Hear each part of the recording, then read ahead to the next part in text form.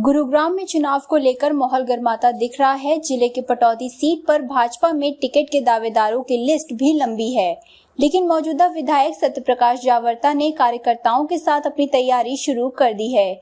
हालांकि उनके टिकट पर खतरे के बादल हैं, मगर विधायक आश्वासन दिखाई दे रहे हैं।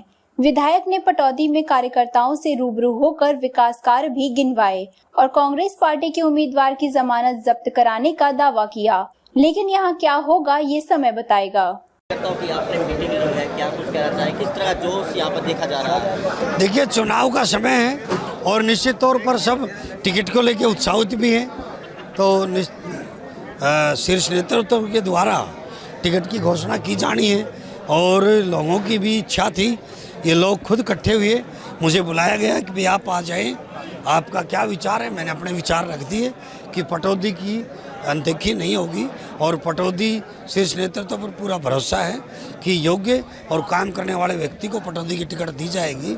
ऐसा आग्रह आदरणीय प्रधानमंत्री जी पर भी और आदरणीय जेपी नड्डा जी पर, आदरणीय अमित शाह जी पर, आदरणीय राव इंद्रजीत सिंह पर, आदरणीय मनोहर लाल जी पर, आदरणीय नायब सिंह सैनी जी पर, आदरणीय मोहनलाल भड़ोली जी पर, पूरी भारतीय जनता पार्टी प्रदेश और केंद्र के नेतृत्व पर पूरा भरोसा पटौदी की जनता ने जिताया है। और सब लोगों ने एक ही आवाज़ में कहा है कि पटौदी को, क्योंकि ये आखिरी बार रिजर्व है, इसके बाद डिलिमिटेशन हो जाएगा, तो पटौदी को विकास के लिए जो हमने योजनाएं शुरू की हैं उन विकास योजनाओं को आगे बढ़ाने के लिए एक मौका और दिया जाना चाहिए। ऐसे इन लोगों की आज इच्छा है, इन लोगों का आग्रह है कि आप टिकट की दावेदारी मजबूत से करें और आने वाले चुनाव के लिए तैयार रहें। यही आग्रह इन लोगों का आज था। माननीय प्रदेश अध्यक्ष जी ने कहा कि हम 2-3 दिन में टिकट का फैसला कर देंगे।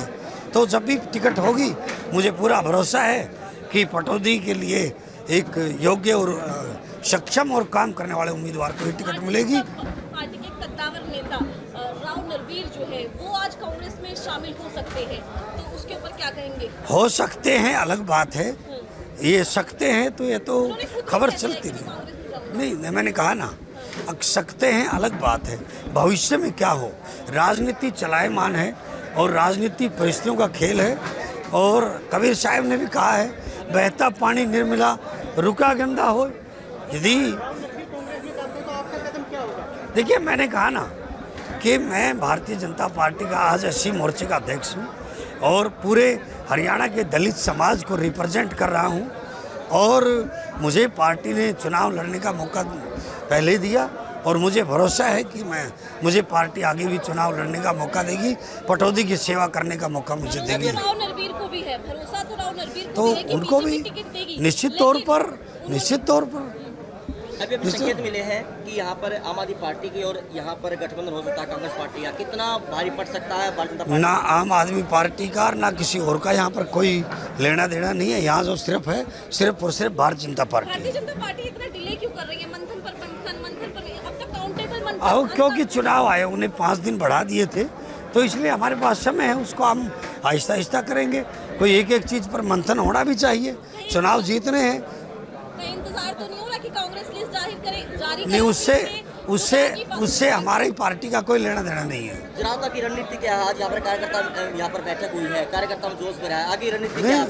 मुझे पहले बगैर सिफारिश की टिकट मिली, बिना मेरी योग्यता के आधार पर, और मुझे आज भी भरोसा है कि जो मैंने काम किए है मेरी योग्यता के आधार पर शीर्ष नेतृत्व मुझे दोबारा पटौदी की सेवा का मौका देगा। अगर आपको भारतीय जनता पार्टी विश्वास जताती है तो आप किस तरह चुनाव में मैदान उतरें, क्या मुद्दे रहेंगे? क्या पटौदी को आपने जिला बनाने की पर बात किया कि पहले आपके एजेंडे में है? ये तो माननीय मुख्यमंत्री जी के सामने रख चुके हैं, ये एजेंडा तो हम पहले ही रख चुके हैं। मैंने सारा खाका जो है आदरणीय मुख्यमंत्री जी के सामने 10 अगस्त को रख दिया था और मैं उन्हीं पर काम करूँगा। कोई और विपक्ष का नेता या कोई और दूसरे साथी वो कहें कि उनके जहन में पटौदी के डेवलपमेंट का ये प्लान है तो बताए।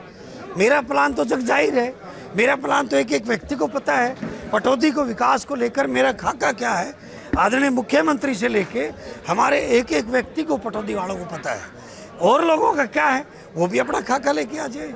आम आदमी का मैं बता देता हूँ, उनका एक एजेंडा है कि पंजाब से यहाँ का पानी ना आए, SYL का पानी ना आए, उनका यही एजेंडा है।